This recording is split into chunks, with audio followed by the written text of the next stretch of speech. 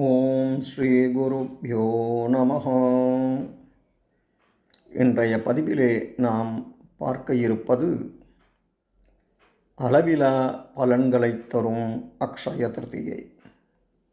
க்ஷயம் என்றால் தேய்ந்து போதல் என அர்த்தம்.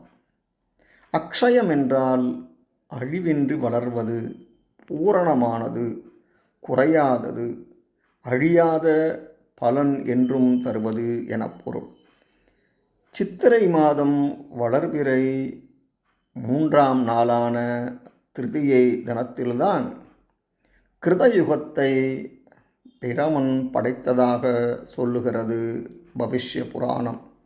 மாலோடு திரு சேர்ந்து மகாவிஷ்ணு திருமால் ஆன தினம் என்பதால் திருதியை திதி பொதுவாகவே லக்ஷ்மி கடாட்சம் நிறைந்தது. எனவேதான் அன்று பொன்னும் பொருளும் வாங்கி சேர்த்தால் எவ்வித குறையுமின்றி ஆண்டு முழுவதும் இல்லத்தில் செல்வம் கொழிக்கும் என்பது ஐதீகம். இந்த நன்னாளில் நாம் வழங்கும் தானத்தால் புண்ணிய பலன்களை வளரச் செய்யலாம் என்கிறது நம் புராணங்கள். திருமகளின் 8 அவதாரங்களுள் ஐஸ்வர்யலக்ஷ்மி மற்றும் தானியலக்ஷ்மி தோன்றியது இந்த திருநாளில்தான். இந்த புண்ணிய நாளில்தான் தசாவதாரங்களுள் ஒன்றான பரசுராம அவதாரம் நிகழ்ந்தது. மகோதயம் என்னும் நகரில் வணிகன் ஒருவன் அக்ஷய திருதியை தினத்தின் மகிமையை கேள்வியுற்று அந்நாளில் கங்கையில் நீராடிவிட்டு பித்ரு தர்ப்பணம் செய்வதுடன் கோதானம், ஸ்வர்ணதானம், பூபிதானம் போன்றவற்றை செய்து மறுபிறவியில் குஷாவதி நாட்டின் அரசனானதும் திருதியை தினத்தின் மகத்துவத்தை உணர்த்தும் ஒரு சம்பவமாகும். எனவே இந்த தினத்தில் விசிறி, குடை, தங்கம் ஆகியவற்றை தானம் செய்வது அழியா பலனை தரும் என்பது நம்பிக்கை.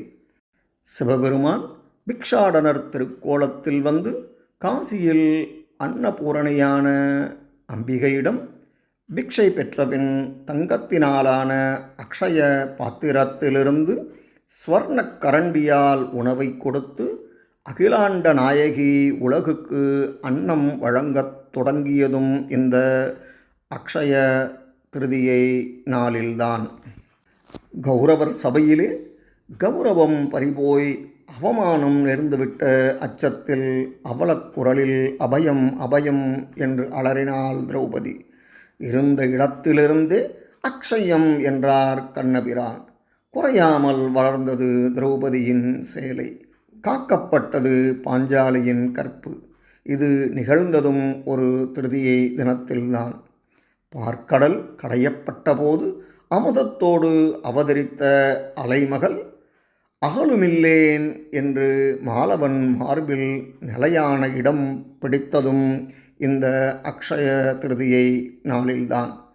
சகோதரன் ராவணனால் விரட்டப்பட்டு வறுமையில் வாடிய குபேரன் ஈடற்ற தவத்தால் ஈஸ்வரனின் ஆக்ஞைப்படி திருமகளை வழிபட்டு சங்கநிதி, பதுமநிதி என்ற ஐஸ்வர்ய கலசங்களை பெற்ற நாளும் அக்ஷய திருதியை நாளன்றுதான்.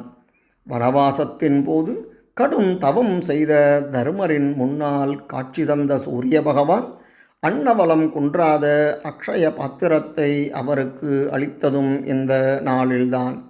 ஏழ்மை என்பதற்கே எடுத்துக்காட்டாக இருந்த குச்சேலர் கண்ணன் கூறிய அக்ஷயம் என்ற சொல்லால் குபேர வாழ்வு பெற்றதும் இந்த அக்ஷய திருதியை நாளில்தான். தமிழ் வருடங்களான 60 வருடங்கள் பிரபவ எனத் தொடங்கி அக்ஷய என்று நிறைவடையும். அக்ஷயவில் முடிய காரணம் காலத்திற்கு முடிவில்லை, அக்ஷயமாய் அவை வளர்ந்து அடுத்த சுழற்சி ஆரம்பமாகும் என்று உணர்த்துவதற்கே ஆகும். ஆகவே இந்த அக்ஷய திருதியை நன்னாளிலே தான தர்மங்கள் செய்து கோயிலுக்கு சென்று இறைவனையும் இறைவியையும் வழிபட்டு எல்லா வளமும் நலமும் பெறுவோம். நன்றி, வணக்கம்.